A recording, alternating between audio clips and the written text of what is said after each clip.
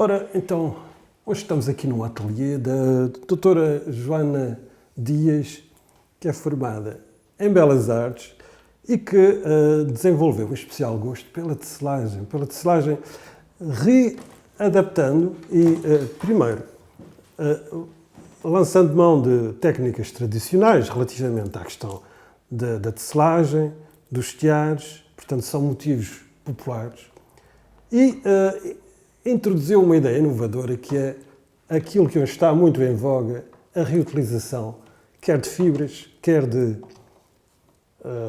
tecidos, ou melhor, isto é a produção de tecidos. Ela faz isto como um hobby, portanto a tecelagem tem duas coisas simultaneamente criativas e extraordinariamente elaboradas em termos de pensamento, como ela me estava aqui a dizer-se, para juntar os fios. Diga-nos lá, como é que lhe surgiu esta ideia de entrelaçar as fibras e reutilizarem para criar novas peças? Pronto, então foi assim. Tradicionalmente nós sempre foram utilizados os retalhos e a roupa velha. Exato. As coisas eram cortadas porque de facto não havia.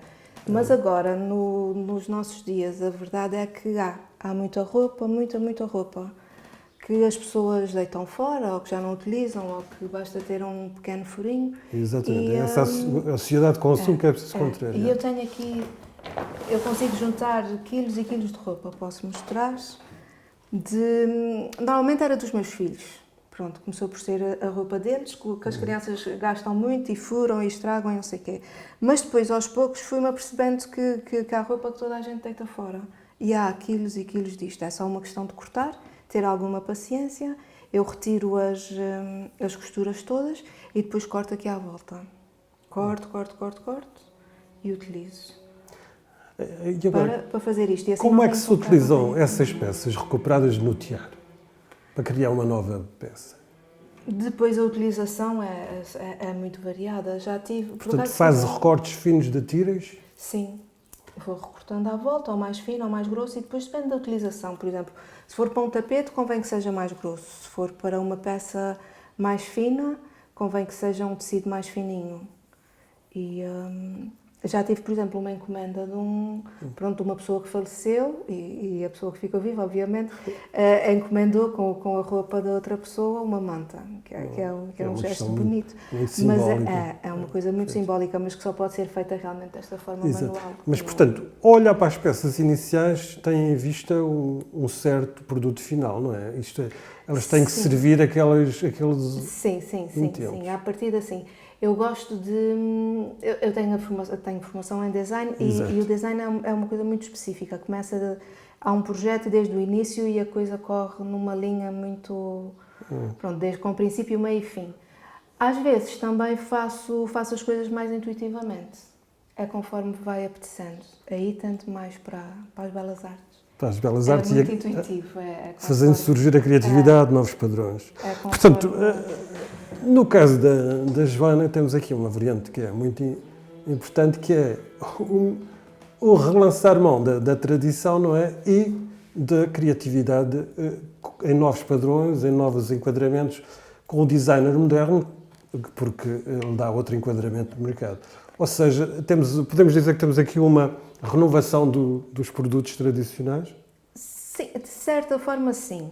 Se bem que eu acho que os produtos tradicionais se renovam por si mesmos. Okay. Se fossem sempre utilizados, não é? A utilização é que os faz renovar e se fossem sempre utilizados, a renovar-se-iam naturalmente. Como deixaram de ser utilizados devido à fabricação industrial, aos métodos industriais, há necessidade de dar aqui um pequeno forcing que deixou de existir naturalmente. Agora é preciso ter muito cuidado, porque o fato de dar um aspecto diferente não quer dizer que desrespeitemos o método tradicional das coisas serem feitas. Claro, com certeza. Pronto. Era o que eu estava a explicar. Bem pelo contrário, há padrões que são muito interessantes de manter, não é? Exatamente, e que são sempre os mesmos. Por exemplo, este tiar 500 vezes mais ergonómico, não me ficam a doer os braços, não me ficam a doer os ombros, como ficam muitas vezes nos tiares mais tradicionais. É uma coisa que não faz imenso barulho, porque um tiar tradicional faz muito barulho, puxa muito pelos ombros, as pessoas ficam todas cheias de tendinites e com dores nas costas e não sei o que. Isso é uma coisa que já não... Pronto, que para os nossos dias já ninguém quer estar a ter esse sofrimento, não é? Por causa de um trabalho. Isto é uma coisa que não faz barulho sequer. Pronto, pode estar um bebé a dormir aqui ao meu lado e eu estou a fazer isto e continuo igual. Mas, portanto, este aqui é mais moderno e temos além um mais tradicional. Este é de fabrico holandês. É uma coisa, é uma fábrica muito pequenina que fabrica só... Também não deve vender assim tanto. Este é um tiar mais antigo que me deram e que funciona como os outros, que funciona a pedais, mas quer dizer, isto só no trabalhar faz uma barulheira, faz um tipo de tecido diferente, fazem trabalhos diferentes. Pois o produto é diferente. Este fica uma coisa, aquela tecelagem mais rija, mais tradicional que nós estamos habituados a ver. Aquele não, faz um tecido muito mais suave, com outro cair. Mas o trabalho é outro, quer dizer, depois de meia hora de estar aqui, a pessoa já está cheia de dores nas costas e nos ombros. Mas, de qualquer modo, o princípio é o mesmo, na medida em que será a intensidade e a junção que faz a variabilidade de padrões. Exatamente. Não é? O princípio é exatamente o mesmo. Existem tiares só com 2 quadros, existem com 4, sempre com múltiplos, normalmente, de 2, né? Existe com 6, com 8, há pessoas que têm com 32. Né? E depois tudo isso faz variar aqui em baixo. Se eu levantar este pedal, por exemplo, levanta o 2 e o 4. Se eu levantar este, levanta o 1 e o 3. Se eu levantar este, levanta o 1 e o 4. Se eu levantar este, levanta o 2 e o 3. Tudo isto faz... Isto é tudo um raciocínio numérico de combinações. É, exatamente. Muito bem. E, portanto, é impressionante. É a partir daqui que nós temos peças acabadas, tais como alguns exemplares que aqui tem. E neste caso é bastante inovador porque aplicou o tecido à encadernação. À encadernação. Eu tentei dar uma utilidade e valorizar mais, porque realmente é uma coisa que dá tanto trabalho a fazer. Exato. Para a gente estar a limpar os pés, acho que é um bocadinho... capaz. Que de facto, era um estatuto bastante inferior, não é? Era, não, pronto. Mas temos aqui um trabalho bastante elaborado, de qualquer modo. Apesar de seguir sempre o mesmo padrão, que é sempre o mesmo padrão, que é o mesmo enfiamento, a variação dos fios, da cor, da espessura dos fios, faz com que o mesmo padrão tenha um aspecto totalmente diferente ao longo da peça. Exato. E é sempre o mesmo design. Portanto, são estas tiras a matéria-prima que recolhe, não é? Exatamente. Eu corto. Ora, aqui está. Aqui e vai cortando. Porque este fio até é difícil que fique todo igual. Todo uniforme. Que não fica. Depois, com a experiência, a pessoa vai conseguindo começar a cortar mais uniforme, mas muitas vezes não fica. Por exemplo, este aqui é bastante mais fininho, mas conforme.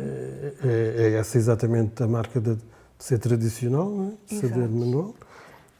Porque há trapilha à venda, não é? Há coisas a trapilha, não é? A trapilha. Portanto, e daqui também dá o tal nome, as mantas trapilha, é isso? Sim. Exato. O procedimento é o mesmo, basicamente. O procedimento é o mesmo. E temos aqui um enquadramento que é muito maior, mas tem a ver com... Também tem a ver com tecelagem, também tem a ver com... Isto aqui chama-se a urdideira. É onde se faz a teia para colocar no tiar. A teia é esta parte aqui. Isto é uma sucessão de linhas, não é? Eu tenho que pôr, por exemplo, se quiser um tecido, vamos supor, naquele caso ali eu queria 32 cm. Com 32 cm, para o meu tiar tem que ter 130 destes fios. Tenho que fazer aqui 130 vezes a linha. Se eu quiser, por exemplo, eu sei que daqui a ali tem 1,5 m. Ou seja, tenho que estender aqui primeiro os fios antes de os colocar no tiar. Com estas aqui. Isto vai passando. Isto vai passando aqui, vai. Por exemplo, daqui a ali tenho 1,5 m. Se eu quiser, por exemplo, um tecido com 32 cm com 1,5 m, tenho que passar daqui a ali 130 vezes. Minha nossa! Joana, quanto tempo é que leva a obter uma passadeira? Demora algo. Mas é assim, normalmente, o enfiar do tiar, aquele trabalho que eu estou ali a fazer, demora, vamos supor, uma tarde. Pronto. E é uma tarde ou mais ou menos um dia. Um dia de trabalho é enfiar um tiar. E depois fazer é a parte mais rápida. Fazer é mais rápido do que uma vez que está montado, não é? Depois de montar. Portanto, mas montar é todo o planeamento da peça. Todo o planeamento, exatamente. Há um ditado que diz: depois do tiar enfiado até um burro albardado. Pois é. Porque depois é sempre a mesma sequência. É mecânico.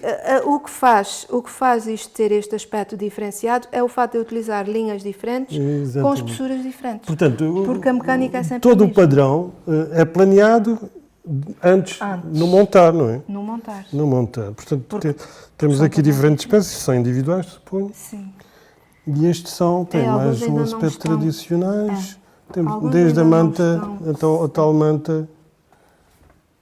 Alguns ainda não estão acabados, são pequenos retalhos. Por exemplo, este aqui é outro. Isso é São pequenas muito amostras. mais moderno em termos do design, estes são mais tradicionais. Sim. Então, cá está, temos então a tal combinação que junta a tradição retomada para juntar um designer e utilizações mais E outra modernas que não sirvam só os pés. Não é? Só para limpar os pés. Muito obrigado pela sua colaboração no nosso projeto. Vamos tentar ver aqui os diferentes artesanados que é a região e que nós podemos oferecer em termos turísticos. A seguir iremos ter uma peça sobre a produção da espadana.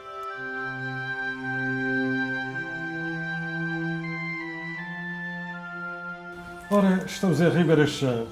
Estamos aqui com uma senhora artesã da espadana, também chamado o linho da Nova Zelândia. Foi introduzido nos Açores cerca dos finais do século XIX, segundo consta. É uma planta com particularidades extraordinárias, nomeadamente o facto de ter uma matéria fibrosa muito resistente. Portanto, isto que estão a ver é a fibra de espadana. E o mérito deste trabalho, desta senhora, é particularmente a retoma de uma atividade ou um conjunto de tarefas artesanais típicas da transformação de produtos locais, portanto, produtos, neste caso, biológicos, que se criam ou que crescem espontaneamente nestas ilhas, como é a espadana, e transforma-as em produtos utilitários. Ou seja, tradicionalmente a espadana dava para fazer um conjunto de acessórios domésticos. O que é que se costuma fazer com a espadana? Muita coisa. Muita coisa. Muita coisa. Fazia-se espadana, fazia-se as capacheiras, que é isso que eu quero fazer. A gente tratava Ou seja, o capacho. Capacheira. Capacheira. Capacheira. Que era isso que a gente Mas costumava... não acha que é um estatuto muito subalterno para pôr os pés, uma coisa que Mas leva é tanto muito trabalho? resistente. É muito resistente. É muito resistente. Como os pés requer alguma resistência, não é? E antigamente, quando eu me criei, e os meus antigos, não havia muitos locais acimentados. E como a gente era aqui, essa freguesia era tudo à base da agricultura. Era o trigo, era o feijão, era as favas, era milho, era muita coisa. E fazia-se uma outra qualidade, que se tratava então o capaz. Mas era diferente, era feito de uma forma diferente. Era o comprido, que era os tamanhos que a gente queria. Era uma maneira de trabalhar tipo o cesto de veme. Enquanto o cesto de veme se faz com a verga, o veme, a gente fazia com a espadana, mas era no chão. No chão, e basicamente utilizou os mesmos métodos, que é entrançar. Era entrançar, era entrançar, uma petragem até pela frente, uma petragem, e fazia-se as carreiras assim, era feita assim. As carreiras são isto? Não. Como é que chama, portanto, este amontoado? Essa trança. É a trança. Essa E é a trança que vai diferente. dando forma, não é? Não, vai dando forma. Agora, isso leva essa carreira, essa aqui toda à volta, e eu depois, para segurar isso, leva mais umas 2 ou 3 em ordem, por isso tudo assim, que leva-se aqui toda à volta, depois torna a levar mais uma carreira dessa, depois torna até que fica. Eu já fiz há pouco tempo, em redondo. Utiliza agora isto com um novo enquadramento, nomeadamente em cadeiras de hotel. Temos aqui um exemplar no qual eu estou sentado. Portanto, é uma nova utilização que dá à trança, não é? E já fiz também com esse mesmo material. Já fiz uns abajus. Uns abajus. Em que altura do ano, em que época é que fazem esses bolinhos Esse setar, Todo o ano. todo o ano dá para Todo fazer o ano. recolha. A gente vai recolher quando a gente precisa. E pode-se guardar em casa bastante tempo. Pois, estes daqui em casa, salvo erro, das custas. Portanto, quando faz porque tem uma encomenda ou uma ideia específica de um... Alguém me fala que quer alguma coisa, que algum trabalho, diz-me qual é o trabalho que quer, e havia a recolha de cortar as folhas, depois trago, depois isso as folhas não é assim, as folhas já gradas. Sim. E depois é que a gente racha a folha de tudo e bota a secar. Então, agradecemos-lhe imenso a sua colaboração, muito prestimosa para este nosso trabalho de investigação. Olha, espero que consigamos divulgar esse seu trabalho.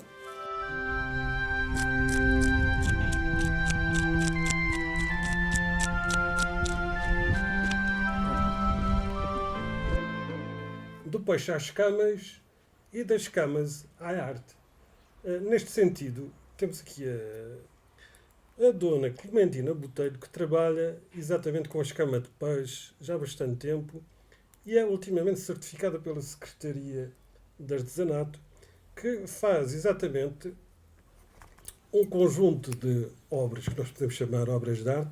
Apesar de ser artesanato, ele remete para uma tradição genuína que é o trabalho da escama de peixe, ao qual se dá uma noção quer de ramo de flores, quer de mil e uma aplicação em termos de peças decorativas ornamentais. Dona Clementina, será que nos explica, nomeadamente, qual é a origem e as espécies de escamas que aqui temos e como é que transforma essas escamas para lhe dar um aspecto acabado? Nós utilizamos normalmente escamas de veja. Eu tenho, porque são as escamas maiores. Mais largas, não é? Mais largas, maiores, para fazer as flores. As escamas são tratadas, são limpas durante uma semana, mais ou menos. São postas em água com sabão. E todos os dias é necessário mudar a água várias vezes. Portanto, E depois, é uma limpeza bastante prolongada, é um tratamento. Não é? E depois deixamos secar as escamas num sítio à sombra para que elas fiquem brancas e sem qualquer vestígio de peixe. Aqui. E vejo que também tem aqui escamas coloridas. Isso é uma coloração? Tem aqui algumas coloridas. Estas são coloridas são tingidas com água e papel crespo. Pomos portanto, papel crespo é a cor do papel água. que é transmitida. A cor do papel é transmitida às escamas. Isto dá para fazer aqueles arranjos, tipo, além temos uma coloração, não é? Os motivos podem ser muito variados, pelo que eu vejo. Portanto, aqui é um cravo, aqui uma camélia, portanto, depende. E depois temos este fiozinho que utilizamos para decorar as pétalas e depois prendê-las umas às outras, que é o canutilho. Portanto, neste caso está a usar um molde de alumínio, não é? De alumínio, sim. Para recortar. As folhas e as pétalas todas do mesmo tamanho para fazer a flor e procuro deixar a forma natural da escama Exato. Portanto, haverá umas que são mais lisas e outras mais recortadas. Sim. Depende consoante a flor. Depende da flor. Portanto, fazem-se camélias, hortênsias, cravos. São fisális. São sobretudo motivos naturais? Sim. Portanto, fisális, que é o capucho. Tomates de capucho, isso mesmo. Exato. Quando temos aqui, por exemplo, este motivo floral, quanto tempo é que leva a produzir um motivo floral destes? Isso demora umas horas. Umas 2 horas, talvez. 2 horas. Por aí. Bem, o que não é muito para o resultado final, não é verdade? Por aí 2 horas. As pessoas gostam assim desses raminhos e assim para decorar os santos nas redomas. Muito bem. São Portanto, isto utilizados. pode constituir peças de mobiliário para decorar a casa. Ou Sim, para decorar a casa, decorar a sim, casa. sim. Já aqueles têm mais a ver com, portanto, para exposição. E também para decorar a casa, Para depende decorar a casa. do gosto das pessoas. Há quem faça, portanto, brincos e outros tipos Portanto, os trabalhos de adornos. Mas eu só faço estes. Tem uma certificação do seu trabalho Sim. que podemos mostrar. Já agora podemos. Sim, faz favor. Portanto, tem aqui o certificado de qualidade atribuído pela Secretaria da Cultura, neste caso o Centro de Artesanato dos Açores. Portanto, a Dona Clementina, como outras pessoas, digamos que estão, de algum modo, estão concertadas e certificadas pelo Centro de Artesanato. Sim. Como é que foi? Receberam lá formação? Não, já nós... sabia? Eu já sabia fazer as peças, fui aprendendo com outros artesãos. Portanto, já tinha visto aquilo que se fazia por aí, não é? Sim, já tinha visto. Fui aprendendo aqui e ali com outros artesãos e depois levei lá os meus trabalhos. Temos que levar três ou quatro trabalhos, são avaliados e vistos por um júri e depois o júri logo decide se a pessoa tem direito a... Se tem as características, reúne as características. Se tem direito a ter o selo. O selo, qualidade. Não. Portanto, aqui juntei os estames, 3 estames. Agora vou juntar as pétalas da flor, portanto. Põe-se a pétala junto aos estames. E enrola-se aqui o cantilho, uma na posição oposta, rola-se. Tem que ficar bem preto. Portanto, no fundo, é uma composição que tem que ser orquestrada. Bem orquestrada. Bem orquestrada. Tem de ficar apertadinho, senão depois as pétalas começam a fugir um bocadinho do lugar. Portanto, para já ficar temos assim, a estrutura montada, para ficar a parte central. esta é a parte central. E depois leva folhas maiores aqui à volta, que fica assim. Estas aqui são mais trabalhosas porque passa-se mais vezes o cantilho, portanto os cravos são mais trabalhados. Pronto, agradecemos imenso a sua colaboração. Não, tanto que... E desejamos as maiores felicidades para Obrigada. divulgar pelo mundo os seus trabalhos. Diga. Mas, para poder divulgar os seus trabalhos. Isto é um trabalho... Oxalá contribuamos para isso. Não, obrigada, mas este é o tipo de trabalho que, por mais que se divulgue e que se venda, nunca compensa. Não compensa. Eu gosto de fazer e por isso faço.